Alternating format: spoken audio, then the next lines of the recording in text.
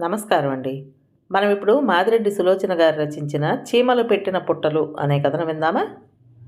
రంగు భార్య వంక అసహాయంగా చూశాడు.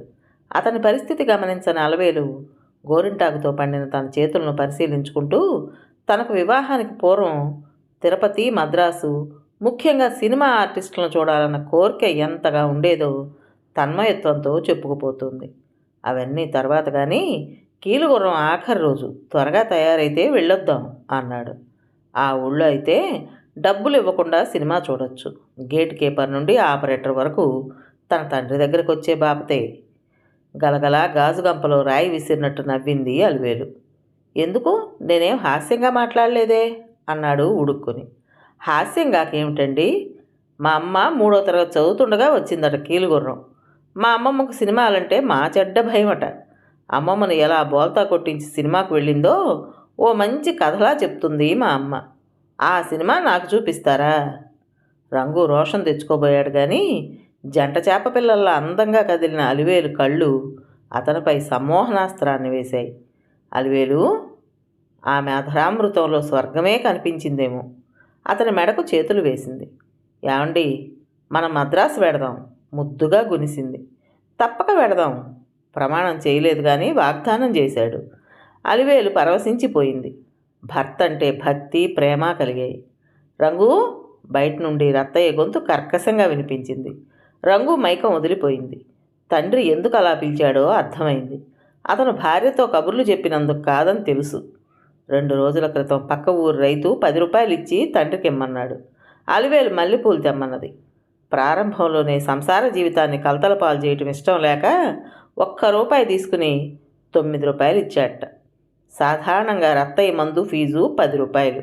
అప్పుడప్పుడు కొందరు బేరం ఆడే స్వభావం గలవారు 9 రూపాయలు, 8 రూపాయలు కూడా ఇస్తుంటారు. వారి స్వభావానికి నవ్వి ఊరుకుంటాడు. ఏమిటి నాన్న? భయంగా బయటకు వచ్చాడు. నిన్న కామయ్య ఇచ్చిన డబ్బులు రూపాయి కానీ ఏం చేశావు? అది కాదు నాన్న. ఏది కాదు? డబ్బిలా విచ్చలవిడిగా ఖర్చు పెడితే నువ్వెందుకు పనికి వస్తావురా? గాడిదలను కాద్దూలే. పోనీ బావా, కొత్తగా పెళ్ళైన కుర్రవాడు కదా, రూపాయి ఖర్చు ఉండదా? అప్పుడే అక్కడికి వచ్చిన పక్కింటి చెట్టి రాజీ కుదర్చాలని చూశాడు. ఓయ్, ఏం చెట్టి, ఎలా ఉంది వ్యవహారం? ఈ భూమండలం మీద రోజుకు ఎన్నో పెళ్ళిళ్ళు అవుతున్నాయి. కొత్త పాత ఏందయ్యా? సంసారం అన్నాక చూసి ఖర్చు పెట్టుకోరు? అడ్డగాడిదలా ఒడ్డు పొడుగు పెరిగావు. తిట్ల ప్రవాహానికి అడ్డు వేస్తూ చెట్టి అతన్ని బయటికి లాక్కుపోయాడు. ఎంత కొడుకైనా అలా తిట్టడమేనా? కోడల పిల్లకు లోపు కాదు. వాడు కావాలన్నాడా? తొందరపడి పెళ్లి చేశావు. ఏవో ఖర్చులుంటాయి. రత్తయ్య ఏమీ అనలేక వెళ్ళి తన పీట మీద కూర్చున్నాడు. చెట్టి, పెళ్ళి నాకు అరక్కుంటే చేశాననుకుంటున్నావేమో. ఎప్పుడూ ఆ చిన్ని పంతులు బిడ్డతో పరిహాసాలాడుతుంటే జాతి సంకరం అవుతుందని చేశాను. రత్తయ్య మాటలకు అడ్డు వేస్తూ ఓ 4 పొరుగురి వారు వచ్చారు. రత్తయ్య, ఒళ్ళంతా ఒకటే నొప్పులయ్యా, పిండి కొట్టినట్టుంది. 50 రూపాయలు ఖర్చు పెట్టి ఇంగ్లీష్ మందులు వాడాను. ఒకతను హుస్సురంటూ కూర్చున్నాడు. ఏందోనయ్యా, ఈ తేప నీ మందు వాడాక మా వియ్యపురాలి కాళ్ళు బొంగరాల్లా తిరుగుతున్నాయంట. ఆమె ఆడపడుచు వియ్యపురాలికి మందు కావాలట. మరొకతను ఉత్సాహంగా చెప్పాడు. అందరు చెప్పినవి విని నిదానంగా నవ్వాడు. రత్తయ్య ఇంట్లో వాళ్ళ దగ్గర పులైతే బయట వారి దగ్గర పిల్లే అవుతాడు. అసలు సంగతి ఏమిటంటే రత్తయ్య మందులు ఇస్తాడు. ఒకటే రోగానికి నియమం లేదు. ఆయన మందు సర్వరోగ నివారణి. వాతం, పైత్యం, కీళ్లవాతం ఒకటేమిటి, అన్ని రకాల రోగాలు నయమవుతాయని వినికిడి. ఏ డాక్టర్ దగ్గర కుదరని మొండి రోగాలంటే రత్తయ్య మందు తిందాం అనుకుంటున్నామంటారు జనం. ఆ రత్తయ్య మందు వివరాలు ఎవరికీ తెలియవు. 10 రోజుల మందుకు 10 రూపాయలు తీసుకుంటాడు. రోజుకు 10 మంది నుండి 25 మంది దాకా వస్తారు. ఒకసారి ఒక డాక్టర్ మా అత్తగారికి రత్తయ్య మందుతో కడుపు నొప్పి తగ్గింది. ఆ అత్త కోడలు చదువును అవహేళన చేసిందట. ఆ కోడలు డాక్టరమ్మ పనిగట్టుకుని రత్తయ్య ఇంటికొచ్చి మందు వివరాలు అడిగింది. ఏదో డాక్టరమ్మ, నాదేం లేదు, అంతా స్వామి దయ, అతని పేరుతో తులసి దళాలు ఇస్తున్నాను అన్నారే తప్ప వివరాలు చెప్పలేదు. ఆమె ఆ మందు విషయంలో రీసెర్చ్ చేసి ఆ ఫార్ములా వైద్య సహాయ సమితికి అందజేసి మంచి బహుమతి ఇప్పిస్తానని కూడా చెప్పింది. అతను సామిదయ అనడం తప్ప రెండో మాట అనలేదు. కుర్ర డాక్టరమ్మ ఫ్రెండు వెళ్ళిపోయారు. ఇదంతా ఫాల్స్ బిలీఫ్. తను ప్రజలను మోసం చేస్తున్నాడు. డాక్టరమ్మ అరుపు. మోసం ఎల్లకాలం సాగుతుందంటావా? ఫ్రెండ్ ప్రశ్న. డాక్టరమ్మ ఆలోచించింది. ఆర్కే నారాయణ ఆస్ట్రాలజర్స్ డే చదవలేదు? అతను అవసరానికి వేసిన వేషం ఎంత బాగా కుదిరింది. కొంత సైకలాజికల్ సాటిస్ఫాక్షన్ ఉంటుందమ్మా. ఈ అశాస్త్రీయ విషయాలు ఇంత ప్రగతి సాధిస్తున్నాయంటే మన దేశంలో సైంటిఫిక్ థింకింగ్, చదువులో నిజాయితీ లేదన్నట్టే కదా. డాక్టరమ్మ ఆలోచనలో పడింది. ఇలా రత్తయ్య మందు గురించి ప్రయత్నించి చాలామంది విఫలరయ్యారు. రత్తయ్య ఉదయం లేస్తూనే అటు అడవికి వెళ్ళి ఏవేవో ఆకులు చెక్కలు తెచ్చుకుని తనే ఏదో మందు తయారు చేసేవాడు. అతని భార్య పున్నమ్మకు కూడా తెలియదు. ఆమె తెలుసుకోవాలని ప్రయత్నించనూ లేదు.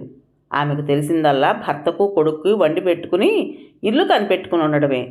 రత్తయ్యే దీపావళికి ఒక చీర, సంవత్సరానికి ఒక చీర కొనిస్తాడు ఆమెకు. అక్కడికే సంతోషం. సంవత్సరానికి ఒకసారి పుట్టింటికి వెళితే ఆమె నలుగురు అన్నదమ్ములు తలా ఒక రవికల గుడ్డ పెడతారు. 2 చీరలు 4 రవికలు చాలు. పెళ్లినాడు ఆమె తండ్రి పెట్టిన దిద్దులు, దండకడియం, మెల్లో గుళ్ళ పేరు ఉన్నాయి. అవి పెట్టుకుని ముచ్చటగా ముడివేసుకుని ఏ కాలం వచ్చే పువ్వులు ఆ కాలంలో తలనిండుగా పెట్టుకుని అందరి చేత లక్ష్మీదేవి అనిపించుకుంది. చేదస్తం కాకపోతే తంగేడు పువ్వులు తలలో పెట్టుకుంటారా అని నవ్వినవారున్నారు. కొడుకు రంగనాథస్వామి పేరు పెట్టుకుని రంగు రంగు అంటూ పిలుచుకుంటారు. అతనికి నిక్కర్లు వేసుకోవటం కుదరదని బళ్ళో పంతుళ్ళంటే రత్తయ్య సంవత్సరానికి సైనుగుడ్డుతో 2 పైజమాలు, లాల్చీలు కుట్టించేవాడు. తను ఒక్క జత పంచెలు పైపంచెతోనే కాలం నెట్టుకొస్తున్నా. భోజనం దగ్గర కూడా చాలా క్లుప్తంగా అన్నం, ఒక కూర లేదా పప్పు తప్ప మరో ఆదరు వద్దనేవాడు. ఎందుకొద్దు అని ఎవరూ అడగలేదు. 18 ఏళ్ళు వచ్చిన రంగు మిషన్ కాంపౌండ్లో చదువుతూ చిన్నిపంతులు కూతురుతో సినిమాకి వెళ్ళటం చూసిన రత్తయ్య వెంటనే రంగు చదువు చాలంటూ పున్నమ్మ తమ్ముడి కూతురు అలమేలును రంగుకు ముడిపెట్టాడు. ఆ ఇంట్లో నా పిల్లకు అచ్చటా ముచ్చటా జరుగుతాయా? అలివేలు తల్లి అయిష్టత ప్రకటించింది. మన అమ్మాయి అన్నీ చక్కదిద్దుతుందే, కానీ కట్నం లేకుండా లక్షాధికారికి ఏకైక వారసుడు దొరకటం మాటలా? అలివేలు తండ్రి సంతోషించాడు. తన తండ్రి దగ్గర ₹1,00,000 ఉన్నాయా? రంగుకు ఆశ్చర్యం కలిగేది. ఏమీ లేని పంతులు గారు భార్య నగమ్మి కూతురును చదివిస్తుంటే తన తండ్రి ఎందుకు ముందుకు రాడు? అంతా అబద్ధం అనుకునేవాడు. అంతకంటే ముందుకు వెళ్ళి ఆలోచించే అవసరం అతనికి కలగలేదు. అలివేలు వచ్చాక అవసరాలు పెరిగాయి. పౌడర్ కావాలంటుంది, చీరలంటుంది, పువ్వులంటుంది, దేశం మీద తిరుగుదాం అంటుంది.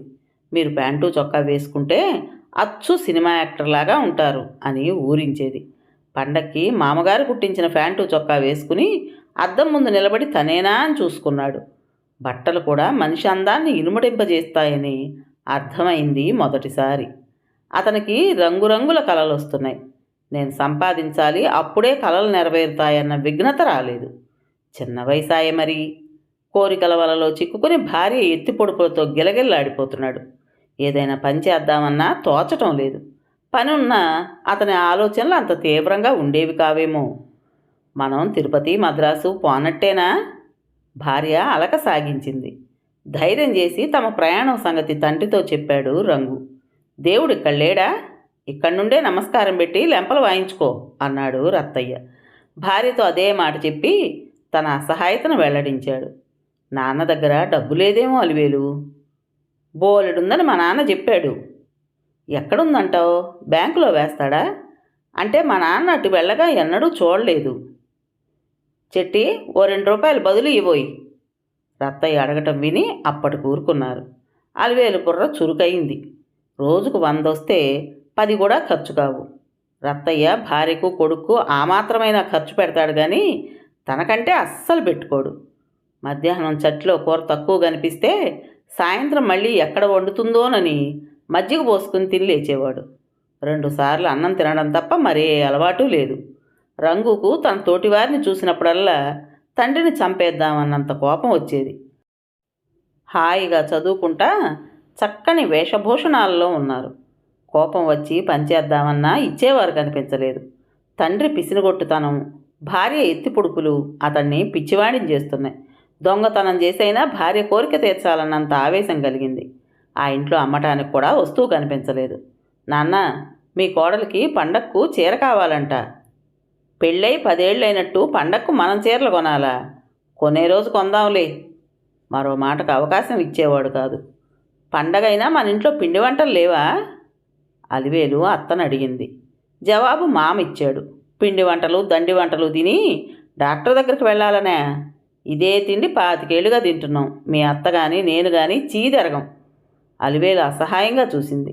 ఆ రాత్రి అలక సాగించింది. ఆకలి నకనకలాడుతుంటే నిద్ర దూరమైంది. అటుదొర్లి ఇటుదొర్లి మొద్దులా నిద్రపోతున్న భర్తను చూసి విసుక్కుంది. మంచినీళ్ళకని బయటికి వచ్చి మామగదిలో దీపం వెలుగుతుంటే ఆశ్చర్యంగా చూసింది. దీపాల ఖర్చని ప్రొద్దుండగానే అందరినీ తినమని కేకలు వేస్తాడు. మర్చిపోయి దీపం ఉంచాడా అని కిటికీలో నుండి తొంగి చూసింది. ఆమె గుండె ఆగినంత పని అయింది. గబగబా లోపలికొచ్చి భర్తను లేపింది. 2 గదుల వసారాతో ఇల్లుంది. చుట్టూ ప్రహరీ గోడ. ఒక పక్క తనకై గది వేసుకున్నాడు. రెండో వైపు వంటిల్లు వేశాడు. ఆ రెండింటినీ కలిసిన గోడకు బయట తలుపు ఉంటుంది.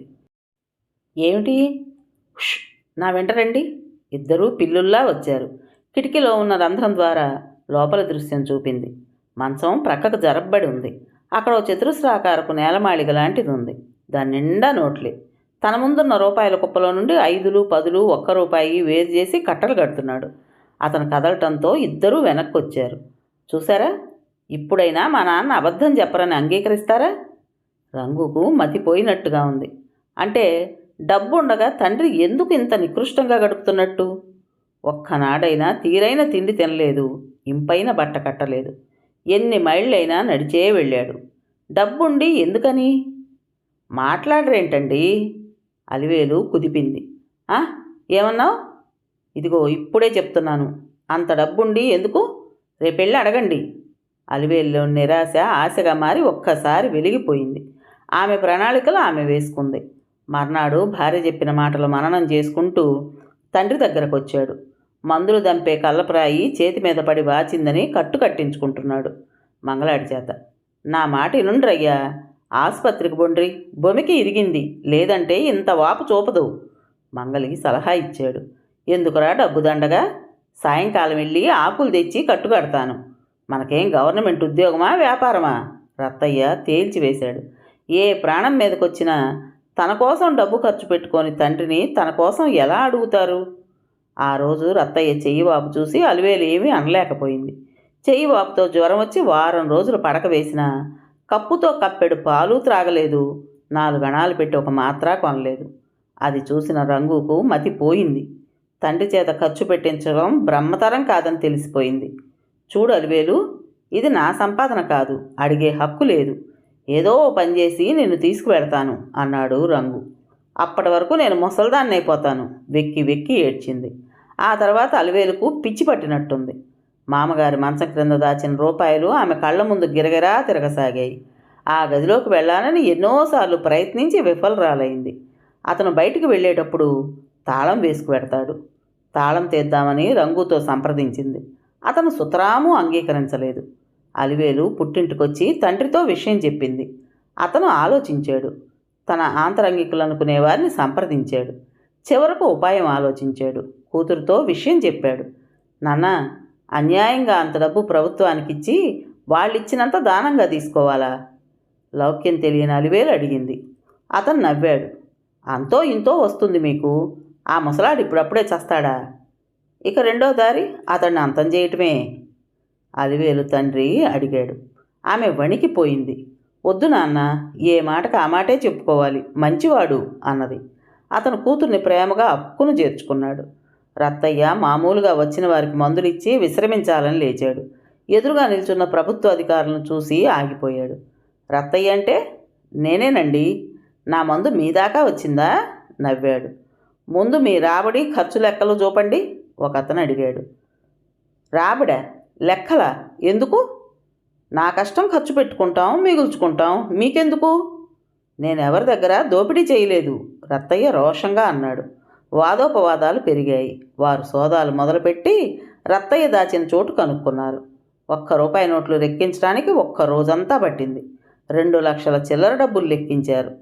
రత్తయ్య రాయిలా అయ్యాడు. ఏ ఫిలాసఫర్ కూడా కష్టార్జితాన్ని వదులుకోమని చెప్పలేదు. కానీ 2వ ప్రాణంగా దాచుకున్న డబ్బు ప్రభుత్వం స్వాధీనం చేసుకుని కొంత శాతం కొడుక్కిస్తామని చెప్తుంటే అతను అందరి వంక పిచ్చి చూపులు చూశాడు. రంగు భార్యను ఉరిమి చూసి తండ్రికి ముఖం చూపించలేక బయటకు వచ్చాడు. చెట్టి కొడుకు కాబోలు గట్టిగా చదువుతున్నాడు. చీమలు పెట్టిన పుట్టలు పాములకిరువైన ఎట్లు.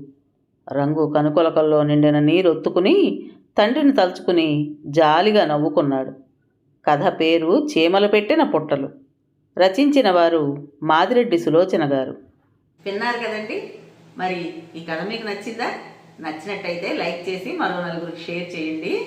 అలాగే కొత్త వాళ్ళు కనుక మన ఛానల్ని చూస్తున్నట్లయితే తప్పకుండా సబ్స్క్రైబ్ చేసుకోండి. మరి ఇంత మంచి కథను మనకు అందించిన రచయిత్రి గారికి మనందరి తరపున మనస్ఫూర్తిగా ధన్యవాదాలు తెలియజేసుకుంటూ రేపు మరో మంచి కథతో మీ ముందుకు వస్తాను. అప్పటి వరకు ఉంటానండి.